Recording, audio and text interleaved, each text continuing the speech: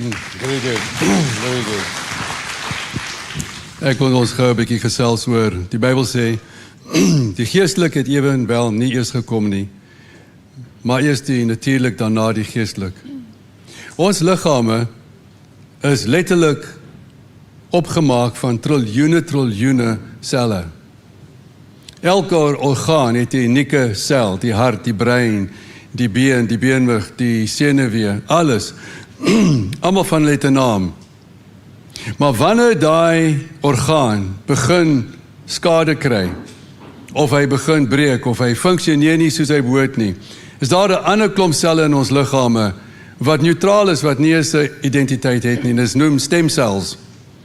En die doel van 'n stemsel is dat wanneer hy sien en hy hoor dat die hart se klep werk nie, hierdie nier werk nie, hierdie senuwee werk nie, dan gaan daai stemselle na daai gebroke orgaan toe, en die moment dit ingaan om te help om te restoreer, word hulle almal dieselfde selle van dit wat hulle probeer restoreer. Dit word weer selle van niere, van harte, van beenmerg.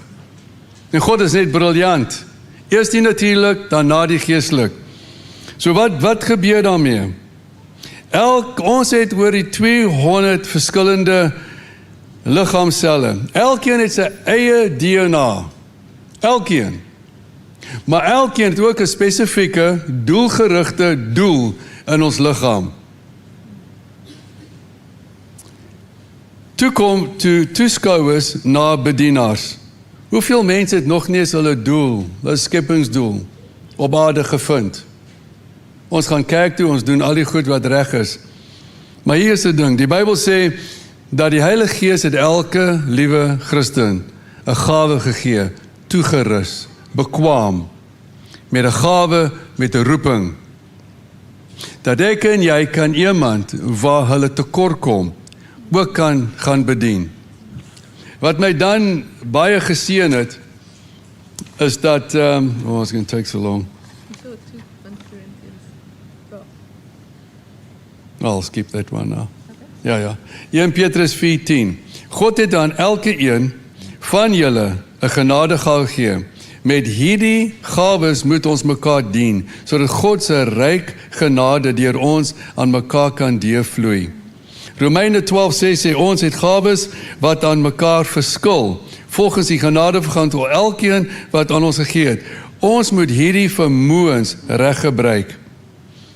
En dan het ek die laaste paar dae met die koue groot kaggelvuur gemaak.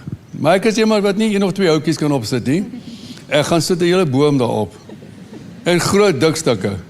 Val van Namibië. En ek pak daai kaggel dat daar's nie 'n plek vir vuur nie. Dan gaan ek en my vrou Kaap toe en ons gaan kuier en ons kom terug en waaragtig. Al wat daar is 'n berg van as. En ek kom agter, as die Afrikaners sê, ek sit in sak en as. Maar iemand het my geskenk 'n blaasbal. 'n Blaasbal. En ek vat dit en ek maak so dat die lig oor die kole gaan. Wat gebeur het? Ek het die as verskuif. Maar dieselfde proses om 'n vuur het een kwaliteit wat hy goed kan doen. Hy kan homself uitbrand. God initieer die vuur, die entoesiasme, die opgewondenheid, die toegewydheid, die passievolheid in ons. Hy initieer die vuur. Maar daarna is dit ons plig en verantwoordelikheid en ons voorreg om die vuur in ons te laat opkikker, om te wakker te maak. The Bible says, fan into flame. Fan into flame, the fire that God's put in your heart. Dit is ons verantwoordelikheid.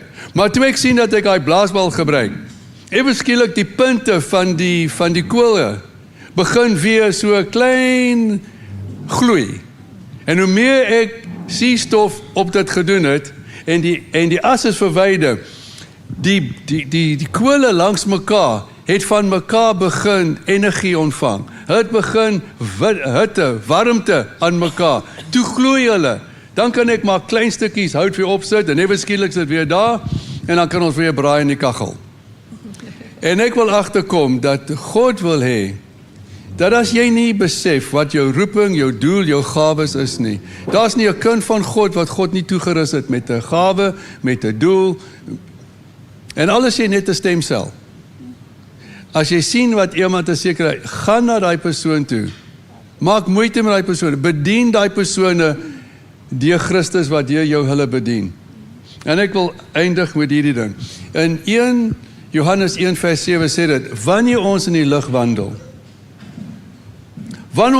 wandel, het ons gemeenskap met mekaar, en die bloed van Jesus Christus, die Seun van God, vergewe ons al ons sonde, en delg dit uit. Daar's twee goed wat hier gebeur. 1, die bloed van Christus maak jou 'n nuwe skepping. Die bloed van Christus verwyder jou sonde, en jy's weer splinternuut, en jy's so wit soos sneeu.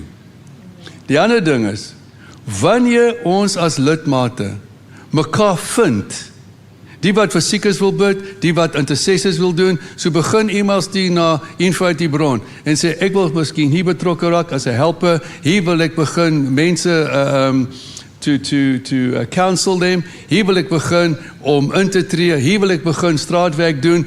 Laat ons weet as julle mekaar soek. Jy sien, ek glo dat wanneer die liggaam mekaar vind, gaan die wêreld God in ons vind deur sy goedheid. Dankie.